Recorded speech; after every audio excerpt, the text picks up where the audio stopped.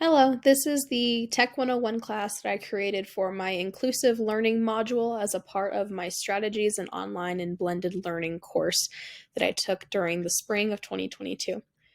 For this Tech 101 course that I created, I intend for this to be used for incoming teachers into the district to help them prepare and be confident knowing how to build a Canvas course with all of the external tools that are available within that Canvas course.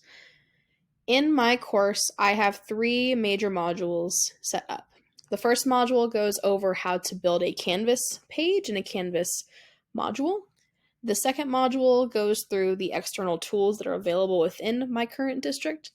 And the third module focuses on the implementation of the information they got in the first two modules.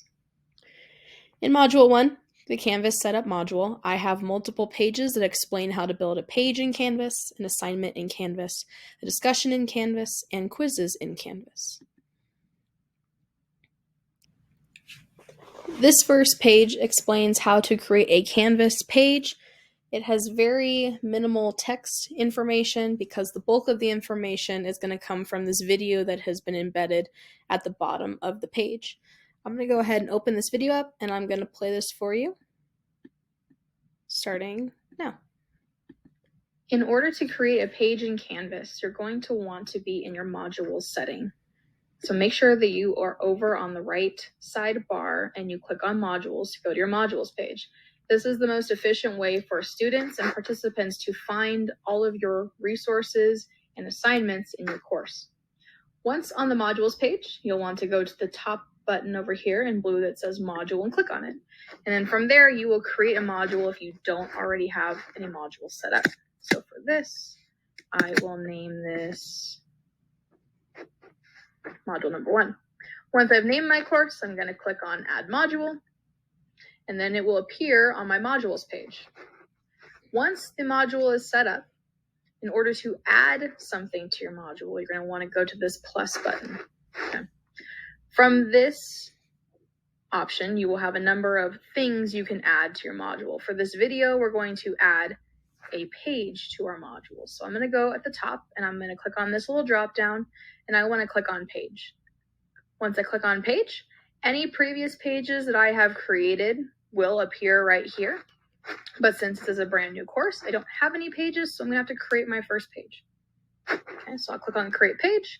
And then once I click on the create page button, it will give me the option to name my page. So let's name this test page.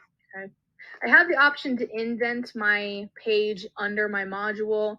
That's more of a stylistic thing. You can indent it or you can leave it alone for right now. And then if you decide later you want to indent it, you can indent it somewhere else. But now I'm going to go ahead and click on this blue add item button.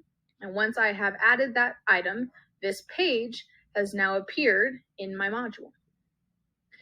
If I wanted to go in and edit this page, I'd have to click on the title of my page, and it will take me to the blank screen that is my empty page. From my empty page, if I want to edit this, I'm going to go to the top right corner and click on this edit button. And from here in my editing screen, I can do a number of things on my page. I can add text to my page, and I can change the size of my text. I can change the heading scale of my text if I would like. I can bold it, italicize it, underline it. I can change the text color. I can highlight the text. I can do a number of things to the text. Okay. I can also link certain things in my page. I can link other pages in Canvas on here, or I can actually add external links to websites outside of Canvas to my Canvas page. Within a Canvas page, you can also upload pictures or videos, and you can also upload documents from the hard drive of your computer if you'd like. If you have Google Drive assigned or synced to Canvas, you can attach it and many other apps and this button. Once I have everything that I want in my page, in this box right here, I'll scroll down a little bit. I have the option to edit this page, and I can say only teachers can edit this page. I could give my students the option to edit that page if I'm feeling risky, or I can give it to really anybody, even participants who are viewing. For example, a parent might be a viewer of the course. You could, in theory, allow that parent to edit the page. That's totally up to you. You do not have to do that. Typically, most teachers will keep the Only Teachers button here as an option. And then if you would like to add a due date to this page, let's say I want my students to read this page by Friday, I can click the Add to Student to Do. And then from there, I can pick whatever date I would like to make sure it is assigned by. So let's say I want it to be assigned by April 15th. And I can say my time, it needs to be read by 3 p.m. and hit done. I've now created a to-do assignment from my kids on this page. From there, you can either save this page the way it is, or you can save and publish. And your pages and assignments and everything that you create in Canvas has to be published in order for your students to view it. So if this is the first time you're editing it and you said, yep, my page is done, it's ready to go, I'll click on Save and Publish. If you went back to this page and you wanted to edit this page for whatever reason, you can click on the Edit button once more. And then from there, since my page is already published, I don't need to publish it again. I can just save it the way it is.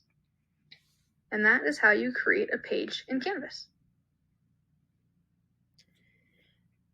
So that is just an example video for this first page in my Canvas module, and many of my other pages have videos that look similar to what I just showed you here.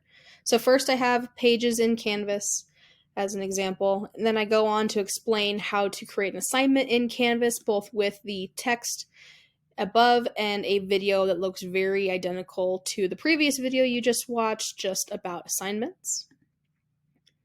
The same thing goes for the discussion page that's next in that first module. And then the quizzes page, which is the final page in that first module of my Tech 101 course. So going back to my modules, we've completed the first module. In Module 2, I focus more on some of the external tools that are available in my current district.